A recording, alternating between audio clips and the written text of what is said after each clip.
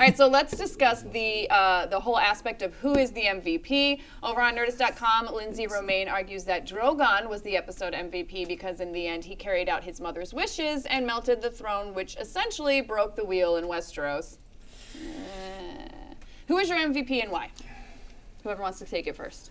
Okay. Well, for this episode, I think Sansa, and 100% because of Uncle, please sit. Okay, that was such a great, just like, we're done, sit down. So, yeah. and I think that Sansa got the exact ending that she wanted, and she's the only character who really did. So I give her the MVP. I'm gonna give it to my boy Tyrion because just really for just a really good send off. Maybe he wasn't remembered in the annals of Westeros, but he definitely is a survivor, and he is in a place where he can finally do good for the kingdom. Mm-hmm.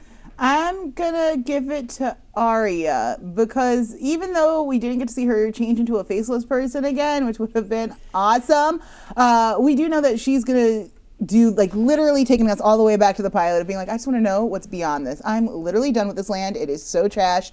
I'm excited. I know we're not gonna get her adventures, but damn, there's going to be some great fan fiction, and I can't wait to see where she goes.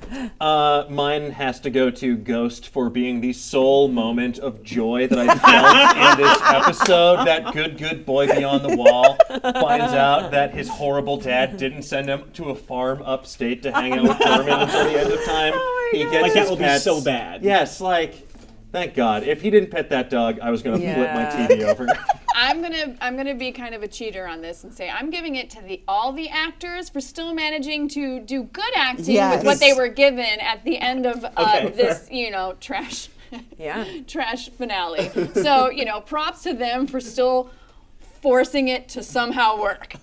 Good job, guys. Agreed. Mine is Samuel and that water bottle, dude. At the very bare minimum, you should have had that label taken off. Let's go a bit wider. Who was the MVP of the entire show? This is where I say Tyrion. Oh, yeah. This is because I think that Tyrion has, from the beginning, I think he kind of has the same role that Varys did, where like he ultimately just wants the realm to be successful or do well. And I think that Tyrion didn't get any credit back when he was the Hand of the King the first time, and then kind of got his job taken from him by his father. And it's oddly enough, he's most taken over what his father would have wanted for him, but will never get the love and respect for it and the credit for it. And but I do think that he ultimately is the best person to be leading Westeros. Mm-hmm. Even though he's made a lot of mistakes, he does learn from them, and he tells you about it over and over again. So I'm gonna say Bran because he actually won the Game of Thrones, and he did it in a way where he never had to get his hands messy, and I just applaud that business. How do you go from he's fifth in line for a non-existent kind of power in the north, all the way to becoming king, never had to swing a sword.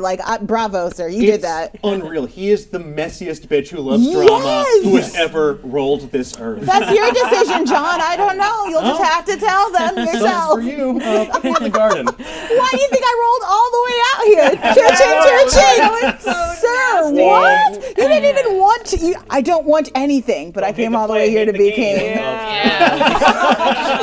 Riley. I literally used everyone. Yeah, I'm going to give it to Brienne for seeming like a lesser than character, someone who we might not see from time to time, and then all of a sudden she's in every dang episode here on out. So good job, Gwendolyn Christie. I mean Brienne. In terms of impact on the story, I don't think he deserves it, but he was my favorite character from the moment he walked on screen until the final credits ran, and that is Sir Davos Seaworth, who is Westeros' uncle, who's just hey, you seem like you're on a bad path. Let me try and offer some advice. You're probably going to ignore it. I'm going to call out some real nonsense when I see it. Again, you're probably going to ignore it. I don't have fingers, but please listen to me. But you went from being illiterate to correcting someone on their grammar in that final episode? And if that's not an arc, I don't know what is. He was the most satisfying for me from start to finish, and I just loved his presence in the show. He was a force for good, even when he was aligned with forces that weren't necessarily operating under the best pretenses. And if you love eyebrow acting, boy, can he do it. He and Emilia Clarke really just... I mean, the severe V, he's got it down. I'm going to have to go with Sansa, only because I thought that her character arc from being a whiny, entitled brat to being a cold-hearted, well, somewhat cold-hearted, but like a boss-ass bitch, the whole thing was just so well done and well fleshed out, and I didn't feel like we lost her at the end, and the whole thing, I just thought that she was, and she still got what she wanted, and it still seemed satisfying. It didn't seem placated. I loved it all.